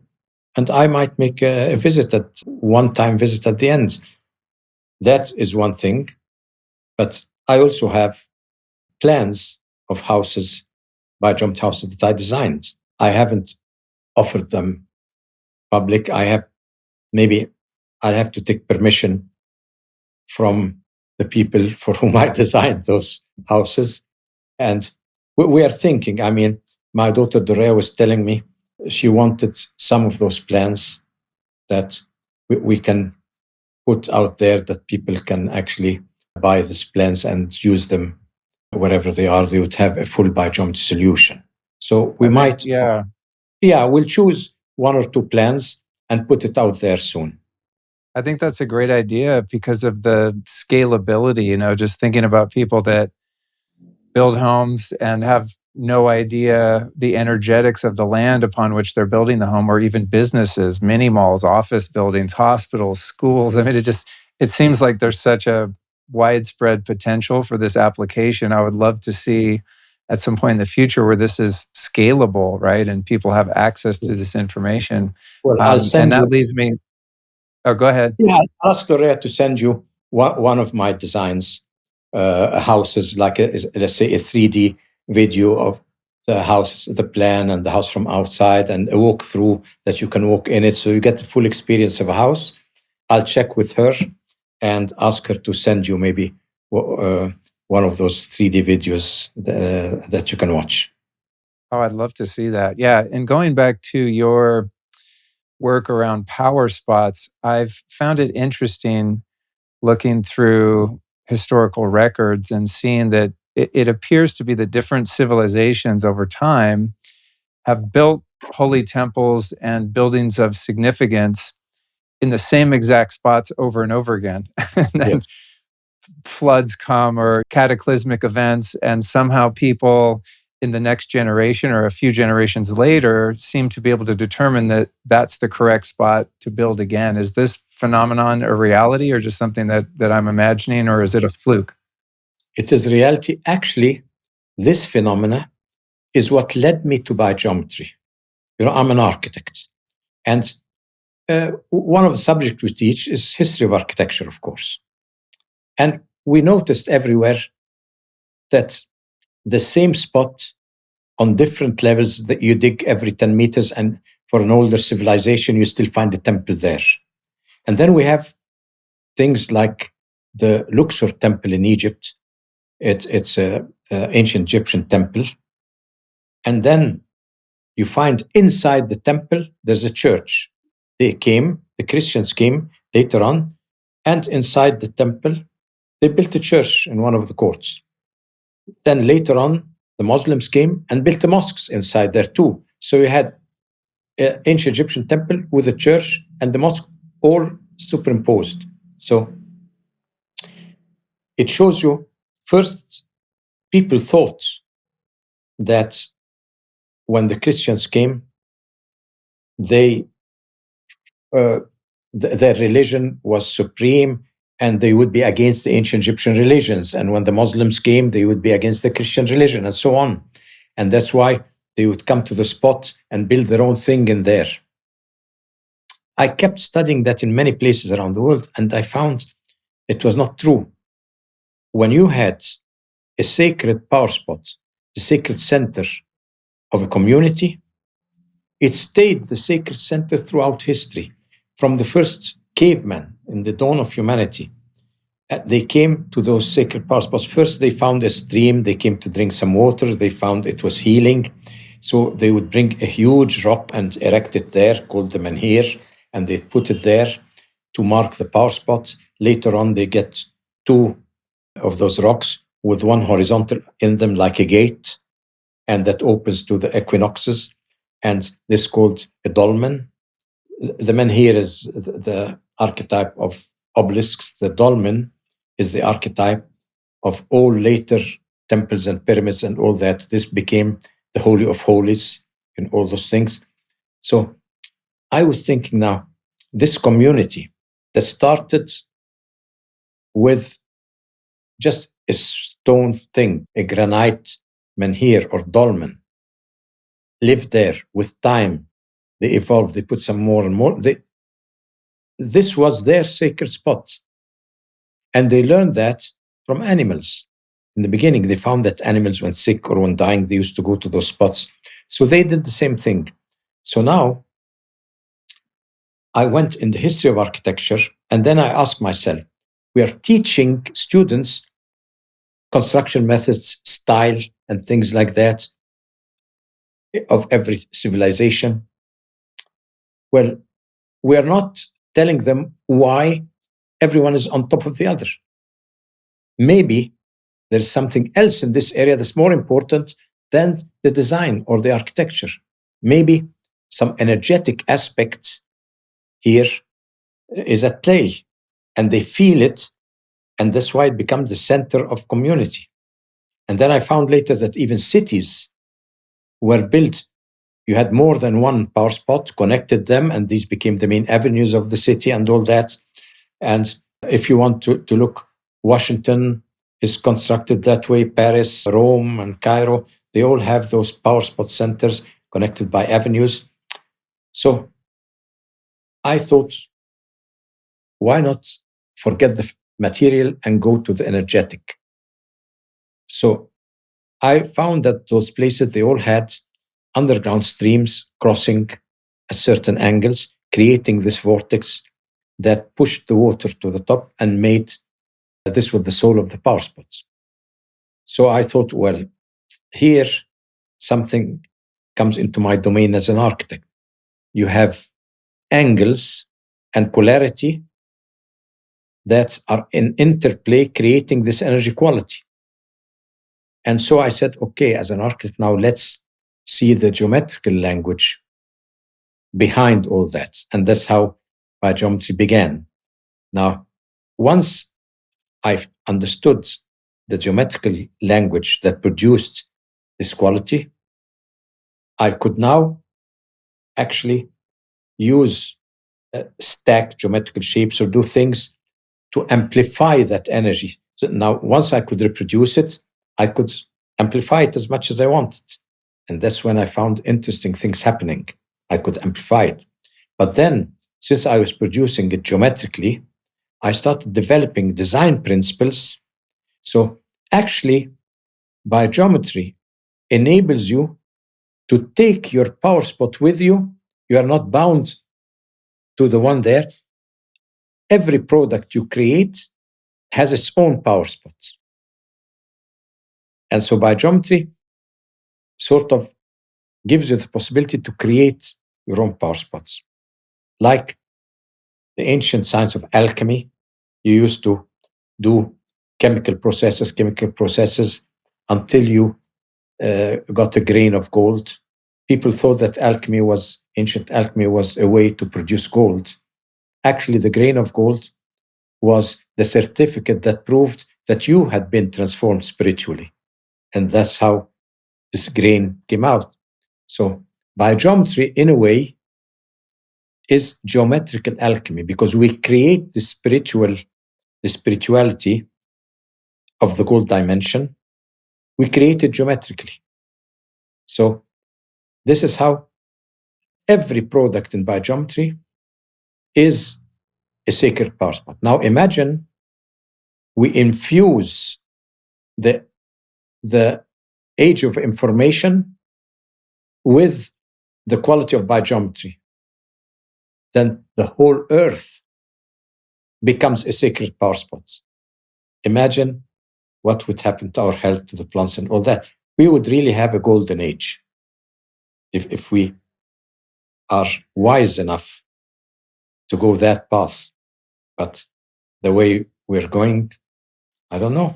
I mean, yeah, I don't know either, but I like the vision of that. I think, if I recall right, there's been 560 episodes or something, but I believe you're the first Egyptian I've interviewed. So I've got to ask you the question, do you have any theories or ideas on how the Great Pyramids were constructed? yes. And I even have ideas on the origin of ancient Egypt and the origin of all ancient civilizations, because they all come from one origin. See, you're getting a preview now from me about the new book that I'm writing. The pyramids, I just told you, the ancients, they came on a power spot and they put two stone pillars like that, and above them one horizontal pillar, creating like a sort of a gate. Now, strangely enough, they always oriented that gate so that the opening would face the equinoxes. That means they connected the spiritual power spot on which the gate was erected. This is where the crossings of underground water produced whether it's a sacred spring or whatever, and you had the dolmen shape, the gate, and when opening towards the equinoxes, towards the east and west, you connect the sacred power spots to the cycle of life. So sacred power spot becomes not just a sacred power spot, but a multidimensional celestial spot. Now, later on, they came on this gate shape like that, and they covered it with mud. They made like a hill over it. And you had the gate where you could enter there, and you had this chamber. So this chamber was always facing somewhere in the east, because the equinoxes move. So it was a range. But strange enough, all the chambers were always facing in this direction. So somebody knew. So I went on a power spot and got, let's say, 2 matchboxes like that and put one horizontally on them and kept rotating them on the power spot. The moment I reached a certain direction towards the opening towards east and west, I found the energy of the power spots shooting along a straight line from the east to the west. So somehow somebody knew that with proper orientation, my spot would radiate outwards. Now, they covered it with mud, and they used to go in there, do the same rituals they did in a power spot. Now, they did it in a sacred chamber. Later, they put, instead of just mud, they did mud bricks around it and covered it with mud. At the end, it always looked like a hill with grass on it and things like that, a huge hill. With time, the entrance was covered with mud, and so everybody forgot about it. Then came the Middle Ages, and people would measure, would look for sacred power spots, and they found those sacred hills. They didn't know that some earlier humanity had a dolmen inside there, had a chamber, and this was actually a temple and not a mound. So some countries, they built a church on one of them, they built a castle on the other one, not knowing that this is an artificial hill. It's an artificial mound. Later on, this hill, everywhere in the world, civilization was not developing at the same rate. So while, for example, you had very primitive cavemen in Europe, you had very advanced civilization in the Middle East. So while they were here putting on it just mud, in Egypt, they started building the first stone pyramid in Saqqara, the step pyramid. So they started, but the Holy of Holies in there, there was always a chamber, a sacred chamber in there. And the burial, using it as burial place was one of the functions, but not the whole thing. The whole thing was a sacred power spot, and you put on it, you covered it now with stone. In Saqqara in Egypt, the step pyramid, the first stone pyramid in history, and then the Great Pyramid and all that. So actually, the pyramids you see are the last stages in pyramid construction. So where you have a pyramid, you might have had 100,000 years earlier, you might have had just a dolmen with some mud on it, and you might have had just a hill, and people were practicing their rituals there. Through time, developed until you got the pyramid shape. Not only that, after the pyramid age, you had temples all over the world. Now, every temple had always the Holy of Holies. So instead of having a pyramid, you still had the Holy of Holies and the temple around it. The temples, the basilicas, all religious edifices in the world that have the Holy of Holies, go back to the same concept of the dolmens. So that's the concept of the pyramids. Now, how the hell did they move those giant rocks to build them? not only that, we like to look at material things. So we ask ourselves, how did they move a rock? Well, nobody thinks this is a sacred place. It has a sacred power spot. It has the Holy of Holies in it. So every tourist goes there. He is eating his ice cream. He's moving around and enjoying this. But they don't know that this is a sacred place. It's a holy place. You should go there and start with a prayer and enter with the dignity that those things deserve. But all I'm thinking about, how did they move the stones? How?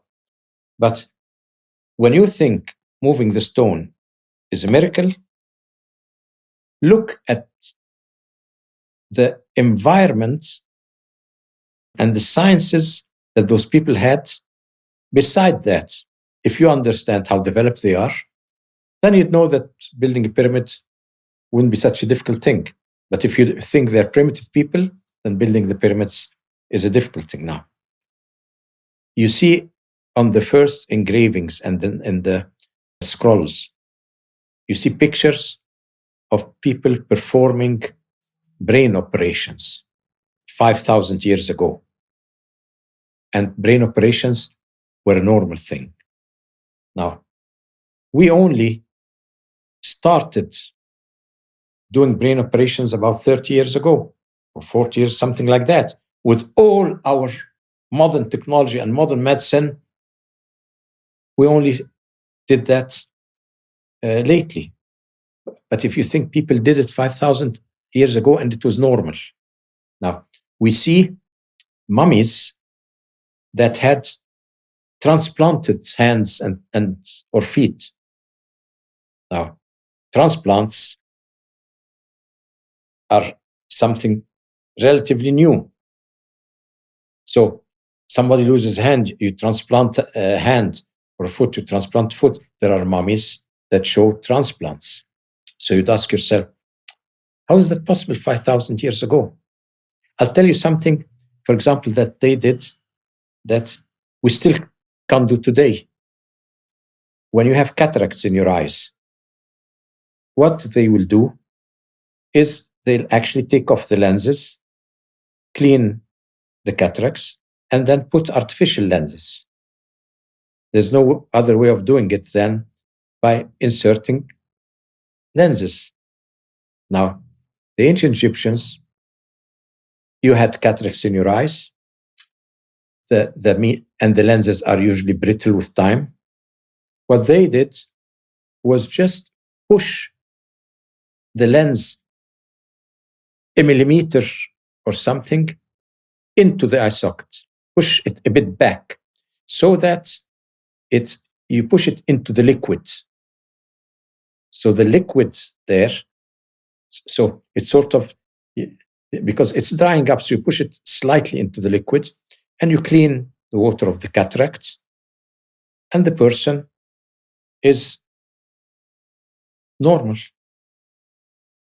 It's a simple operation they do, and we haven't been able to do cataract surgery and keep our normal lenses, the biological natural lenses. I spoke to some doctors when I was in Canada. I was speaking to my eye doctor surgeon, and I told him about all that. I said, oh, yes, I've read about that. Those people must have gone blind afterwards. So I tell him, look, if you do an operation once and the person goes blind, and you do it twice, he goes blind again, you keep doing it and they keep getting blind, they'll stop doing it sometime. Yes, I mean, but if they keep doing it for 3,500 years, I mean, it must be working. So if you think about all those things in ancient Egypt, it takes us to, if you look at ancient Egypt, ancient Sumeria, ancient China. They seem to have erupted in full bloom, those civilizations. Because you could see, for example, in many places in the world, primitive humanity evolving slowly from stone ages to this. But then you come to Egypt, to Sumeria, and some of those civilizations, or Atlantis that we don't know much about. All the civilizations seem to have erupted, appeared in their full bloom from the beginning. Some people even argue that the ancient dynasties were more capable than the later ones. For example, at the time of the pyramids, they were more capable in moving large stones, megalithic stones, or even before that. There are temples like the Valley Temple near the Sphinx, some temples, or in the Osirian in the south. They have gates where they have the horizontal stone above it is a huge 400-ton stone. Now imagine you make a gate and put a 400-ton stone across. Things like that. So you ask yourself always, those sciences must have evolved slowly through history. There must have been some other civilization. And in ancient Egypt, we know of the chronology of history from the Old Kingdom, from the start of the Old Kingdom, King Narmer, Menes, and then we have the rest. But if you go to the chronologies, the existing chronologies, you will find that the ancient priests, like Maniton, a priest around 400 BC or something like that, he had in his temple, he had the chronicles of ancient Egypt. And he is the one actually who put all the dynasties the way we know them. He recorded them. So he recorded all the dynasties with every king and his wife, his children, how many years he ruled, and things like that, through all the history of Egypt. But then you have the Old Kingdom with the first dynasty. The list goes before the first dynasty with 12,000 years, giving every king, his wife, his children, what he did and all that, a huge list over 12,000 years. He called it the civilization of the Shamsu-Hor. Shamsu-Hor means followers of Horus. So you ask yourself, but it's the same list that goes 12,000 years and goes into the rest. So how come we acknowledge only from 3000 BC, 4000 BC, we acknowledge those kings, but what is before, on the same list, we call, this must be mythology, 12,000 years earlier. We haven't found anything. And then he goes on even further. Before the 12,000 years, he has 23,000 years of civilization called the Netero. Again, with every dynasty, every year, every king, and all that in detail. So, do you think somebody would just invent something like that for fun and keep writing names of pharaohs and what they did and their wives and everything? For that goes, let's 12 plus 23, let's say nearly 50,000 years. And that is, there's a stone in the Museum of Turin that has this chronology, and there are other remnants of ancient Egypt that have this similar chronologies. So here we come to a point where the Adamic race, as we know it, the Adamic race started, like you see in old scriptures and all that, sometimes, let's say 6,000 BC, or sometimes, that's what they say, Adam, when they give Adam and then Noah and all those. You go back to maximum 6,000 BC or 7,000 BC, something like this. But archaeology has shown us that humans existed for 3 million years. We have fossils of humans on Earth for 3 million years. And now people are having problem of reconciling those things. How come religious scriptures always speak about Adam as the first human being and all that? And when archaeology tells us that those fossils are 3 million years old, the Cro-Magnons or the Neanderthalers and all that, they're 400,000 years old. So what is the right one? Archaeology or scriptures? Now, the problem here is they do not know exactly, what is the Adamic race. If you knew what it was, you can't find the Adamic race through fossils or bodies or how they look. If you are going to judge by people walking on 2 feet and all that and looking like us, they could be different. But bodies like us, you can't judge people by their bodies. So in every book I have, I always use the model of right brain, left brain perception. The animals have their main perception, their focus of perception is mainly in the right brain, in the subconscious level, in the universal timeless level, and only very limited in the sensory perception. That's why the overruling aspect of their lives comes from the collective, natural aspect of their subconscious. But what does that mean? If their perception here is very limited and their focus of perception is in the subconscious, that means they perceive this world and they perceive the whole domain of the subconscious, because the focus of perception is in there. So they should be able to perceive it. So animals are actually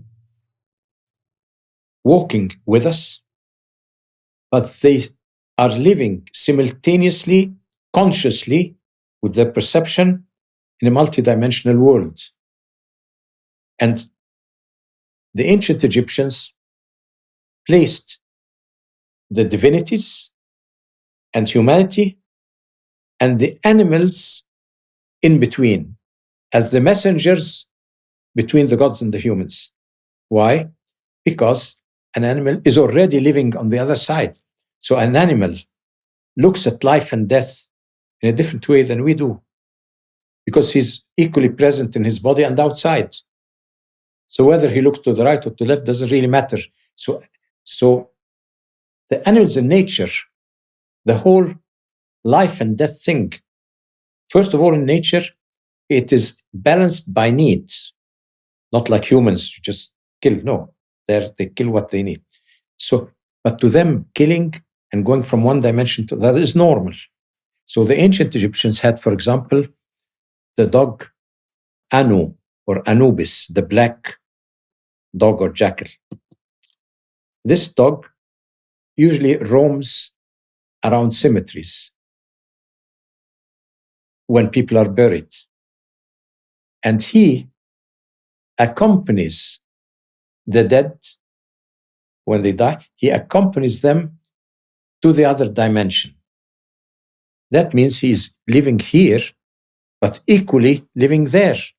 Because while he has a physical body, the person dies, he goes, takes the person, now the soul of the person, and his perception, walks with him to the other side. So the animals were living in this dimension. Now, primitive humanity had a bit more of sensory perception, but they still had complete perception of the timeless subconscious levels. So they lived in both worlds at the same time. So primitive humanity actually interacted with what we call today angels, aliens, or things like that. In a timeless state, these were things, entities they lived with everyday life. So they spoke with angels, they spoke with aliens, everybody was everywhere. Why I'm saying everywhere? Because when you don't have linear time and space, you could equally move in time and space. So the whole universe was their home. Imagine entities on Mars connecting with entities here in Sirius connecting with them. It was all one timeless state. Now,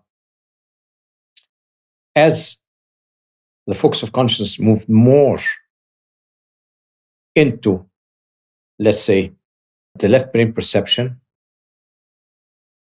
there comes a time in humanity when it crosses over. The moment it crosses over, the door is closed to the subconscious. And when the door is closed to the subconscious, it means two things. It means the hold of the subconscious on you is loosened. It has no grip on you anymore. What does that mean? It means that you, at this moment, have acquired free will, complete free will. By acquiring free will, you only acquired it because the door closed. Now, what is this other dimension? This other dimension is actually heaven on earth that you were in, this multidimensional thing. So at this moment that you got free will, this is the moment that the Adamic race is born. So the Adamic race is a state of perception of free will. This is when the one unified soul of sensory and extrasensory splits into two, a mortal soul and an immortal soul. Now you have the Adamic race. So the Adamic race... That came about with the existence of duality. Like what I'm hearing there is that's the beginning of duality in a sense, at least from the perception of the human. Yes, the duality, the separation. Before it was total harmony of the duality, but now you had a separation. But that is not the duality of creation. That's we're speaking about the duality of the perception in the brain. Yeah. So now the Adamic race was created, closed from the other side. Now, but the Adamic race, when it was completely separated, how come at the same time you had so many great civilizations that seem to be 100,000 years old on Earth? Now, let us go back again to just before the Adamic race, to when the focus of perception was crossing over. There's a brief moment in history when it was just in the middle, equally here and equally there. So you had your full perception faculties, but you had your full life in the timeless, spaceless state of the universal being. Now, this was just the phase pre-Adamic, just the moment, the pre-Adamic phase before the door closed. Imagine in this phase, you were aware of a dimension that had a timeless, and this it could move in multiple time-space dimensions. For this dimension, present, past, and future were one. But that means that this dimension, that was universal, the whole universe, not only us, had the evolution, the scientific evolution from zero to infinity to whatever you could think of in the future, all together in an eternal present. Now, to them, for example, the laws were different. Instead of having cause and effect is only possible in linear time. They had resonance, the laws of resonance. Laws of resonance means automatic shift from anywhere in the universe to another spot, like entanglement, things like that. You could move, resonance would shift you there. You'd think of something, you'd be there. So motion in time and space was different. Their whole civilization, it was totally different, because without the constraints of time and space, you could have something so advanced that we wouldn't even dream of. But in our subconscious today as humans, we have something telling us the yearn for time travel, because that at some time it was my normal state.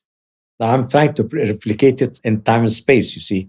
So there was a universal, timeless civilization in this other dimension, this holistic unity of the universe.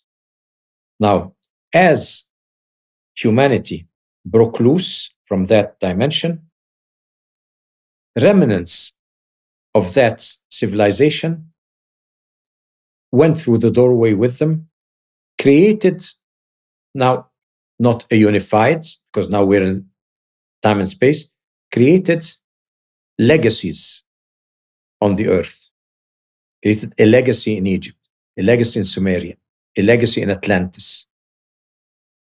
And so all those ancient civilizations were legacies.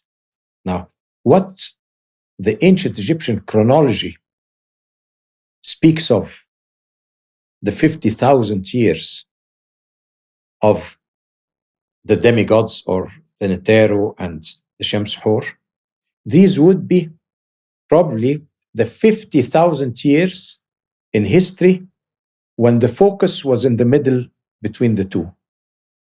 Then you had those civilizations, the Neteru and the Shams Hor, that the ancient Egyptians said were the origin of our earthly civilizations. So they were not earthly, but multidimensional. But they could have had a physical counterpart, the bodies. So you don't know when you see the fossil of a Cro-Magnon man. You can't tell if he saw the whole universe of the subconscious, if he could actually see it like an animal does. You see, when I said that animals were in a region between the gods and the humans, because they had this multidimensional perception. Now, see all the pictures of in ancient Egypt with human bodies and animal wearheads. Or even today, why do the shamans always wear something animals? You know why? Because the shaman wants to move his perception into this holistic dimension. As a human being, he's an Adamic race. The door has been shut for him. But the animal still had the open perception. So if he wears some animal or feathers or things like that on his head, it will affect his perception, and he can actually shift his perception and see in the other world, in this holistic world. So this is how ancient Egypt, ancient Sumeria, and all those people think that the Atlanteans came to Egypt, created the Egyptian civilization. Oh, that's not right, because all of them are legacies of this holistic other civilization. And there was not only the Egyptian, but there was another African civilization that was also very advanced and things like that. There's a civilization in Africa that knew so many astronomical secrets that we still don't know today. So each one got a legacy. a legacy from somewhere. Where did they get from? From this universal civilization that is on a multidimensional level. Yeah, that's so incredible. I've got a lot to contemplate after this conversation. One thing, and it's probably a pretty deep one. I know we're at the 2-hour mark here, but I would be remiss if I didn't ask you about your perspective on reincarnation. I've heard you speak about it from the perspective of a nonlinear experience, meaning you have your eternal soul, and that simultaneously what we would normally think of in a linear way of past lives are actually being, and forgive me if I get this wrong, you can unpack it in the way that is more accurate, but from what I understand is, rather than the paradigm that many of us believe that, okay, we have a soul and we reincarnate over and over again in linear time, and our past lives were in an ancient time, and then we evolve as a soul, and then perhaps at some point sort of graduate, for lack of a better term, to a higher dimension.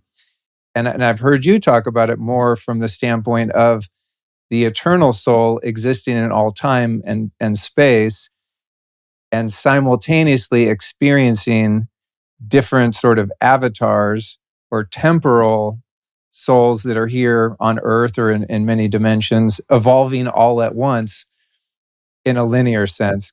Yes, the whole idea is you cannot explain any phenomena to the sensory left brain if you do not translate it into linear time and space, before and after in chronology. And if you do not translate it into your cultural content through association in order to understand it. So this translation is your only way of seeing things, because if you don't translate it into linear time and space, you can't explain it and you cannot even perceive it. So the way we explain past lives and future lives and all that is a simplistic metaphor, just a metaphor for what's happening. But sometimes people get pulled into this explanation and think it's the real thing. And they start saying things that are not the way they are. For example, saying that in every life you pay for something you did in a past life, or get rewarded for something you did in a past life. This is taking cause and effect in linear time, taking it over to the other side, non-linear time, where it doesn't exist. So there's no cause and effect there. So if somebody says a person who is handicapped, it is because he did something in a past life, it's a very cruel way of looking at it. You should have compassion for a person who is handicapped and not say he's paying for something else. Now, if you find yourself in love with somebody else's wife and you want to justify it, you know it's wrong. But if you want to justify it, then you say, oh, you were my wife in a previous life, and you died early and left me, and I've been searching for you until I find you today. And this is again taking things into time and space where they don't belong. So you cannot transfer something from this life into the future. Otherwise, you would say, I will do this bad thing today. I don't care, because I can always pay for it in the next life. If you start taking that, throwing things from one life to the other, we'll have big chaos. It won't work. Now, reincarnation or life after death, it's not after death. I call it the other life, because it's a presence, eternal presence. Now, your immortal soul is there, and there are many, many lives not necessarily related to each other, But those lives could have some aspects of them that are similar, but they're not related at all. Now, you in this life, in your earthly life, you do a certain action or have a certain affinity. You play music, you draw, whatever, you do something, you start here. So you initiate the resonance from this life. When you initiate the resonance from this life, resonance is multidimensional. It will resonate on the immortal soul with similar qualities of many, many other lives. So this resonance has a two-way information exchange. You will get a lot of information from all those other lives that are in resonance with the activity you did here. You will get all this information into your individual part of your universal soul, and it will be in the background of your earthly life. But it doesn't mean that you were that person's personality. No, it means that an essence from all those persons is now being transferred to you. Now, how do we evolve here? If you think you evolve from one life to another, remember, on the other side, in your immortal soul, each one of those lives that you think you're evolving through exists at the same time. So the real evolution is happening to you. All those other lives are causing an evolution in you in this life. So all the evolution that you experience or that you think that you would need multiple lifetimes to experience is actually happening to you in this life. So in this life, you go through all the evolution. It's not, I'm going to evolve into so many lives until I reach a certain level and then end. No, all this happens in this life. Every second of your life, you're evolving through information of other lives. So you evolve. So you're continuously evolving. So reincarnation, evolution in reincarnation is happening here and now in every life. And that's how we should know it, because you cannot impose linear time. You cannot impose it on multidimensional time. So you should look at reincarnation that way, that you evolve in this life. Now, at the same time, we said resonance is a two-way thing. So what you're doing here will get transferred to those other lives that your immortal soul is experiencing. That means you will have an effect on their development, on every one of those lives too. Now, you're looking at it from here in a linear aspect. So you say, for example, how can I have an effect or influence the life of somebody who lived in the 15th century? He could influence my life, but how can I influence his life? The influencing level, all of them are present. They're in the same thing. Now, that explains one thing. Why, when we think of past incarnations, why it is always important people? Every woman was Cleopatra, was Nefertiti. Every man was Leonardo da Vinci. Or why always famous people? Nobody says, in my past incarnation, I was a homeless guy in the corner of the street somewhere and I died of hunger. Nobody says that. Why? Because usually in your earthly life, when you are interested in a certain activity, you have interest in the people you know. You're looking at people in history who interest you. Reincarnation, as we understand it, from where it belongs, from the other dimension where it belongs, it becomes a totally different story than what we have. We can see what in our understanding applies and what doesn't. Some people will say, but some children are born remembering every detail about the past incarnation. How can that happen? Well, with resonance and transformation of information, you can get all kinds of things can be transferred. You can connect to other houses, to other lives, to other things. You can recognize them and all that because you're entering into resonance. So everything can be explained. Once we really know the nature of incarnation, we can decide for ourselves what should I believe and what I shouldn't believe. Now, it's the same thing. What we said about reincarnation is the same about, if we are speaking about afterlife, we should be speaking about the other life as something that is happening here and now, where our perception during earthly life is just away from it. But it's been there all the time. It's a present situation.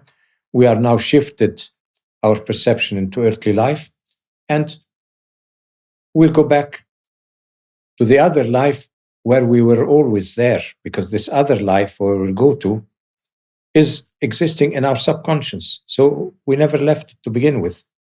And that's the feeling you'll get when you're there. You won't get the feeling that you died and went there. You get the feeling that I was always here.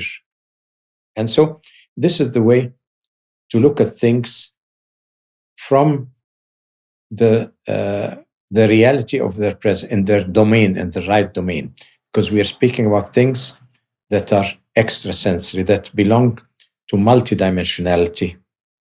And the translation into our linear time and space sometimes takes a lot out of the reality and distorts it in many ways. So I hope it didn't confuse anybody, didn't make it too complicated. But this is how I actually analyze it. And then we can, in biogeometry, we have many ways of practically verifying all that and accessing information on the subconscious level. We have many instruments to do that. So I'm speaking from actually experience, and I could actually show you ways of accessing this information, and that knowing where it belongs, where is the subconscious, how I can access it, and all that. That's beautiful. I think with that, that should wrap up things. Absolutely. We covered a lot of ground today, and I love that explanation, and it's going to really give me something to think about, because I have always thought about the concept of multiple lives being in a very linear construct, and this opens things up considerably. So it's going to give me a lot to contemplate in the days to come, for sure. So I appreciate that. Just think that all those lives are part of your present life, and they are contributing to your present evolution in this life. Just look at it that way. Beautiful. I love it, man. Well, thank you so much for your dedication to your work for these 81 years.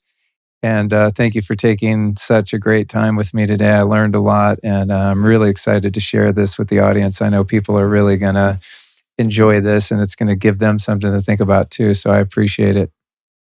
Well, it's my pleasure, Luke, and it's high time, anyhow, we met, on the show. Absolutely. We've been thinking of doing it for a long time. We have indeed. Well, blessings to you, and we'll talk soon. Well, thank you, Luke, and thanks for having me on the show.